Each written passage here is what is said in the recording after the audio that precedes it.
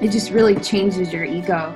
When you walk into your salon for 6 years and everything's booming and happening and everything's great, and then all of a sudden it's closed and you don't know when it's going to open and your life kind of flashes before your eyes.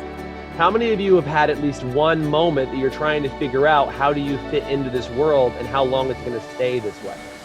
It's easy for us to kind of fly off the handle, especially when there's lots of tension on the planet right now. So it can be as simple as taking a couple of breaths. I think that they're very powerful, and especially at this time. When you start holding yourself accountable, then you understand just how hard that can actually be. Understand it's a struggle. I know it's a struggle, but I know what's on the other side, so I'm going to help you get there. That's a big difference. Everything you've ever known in your entire life is what makes up your ego. Seek failure. In fact, I don't believe in failure at all.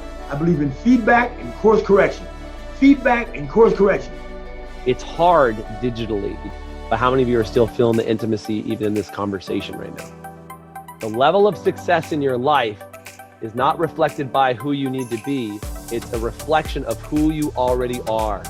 Our job is not to do the work, it's to provide the jobs for people who want to do the work. And the ultimate sin is most entrepreneurs become entrapped in their business and do all the work. You're actually stealing a job from someone else. I wouldn't be on a call with you. You wouldn't be on a call with me unless you knew there was a bigger, better person inside of you. If you believe that, give me a thumbs up. The more accountable you are, the more accountable other people around you will be. In business, the only emotion you should ever feel is the thrill of playing the game.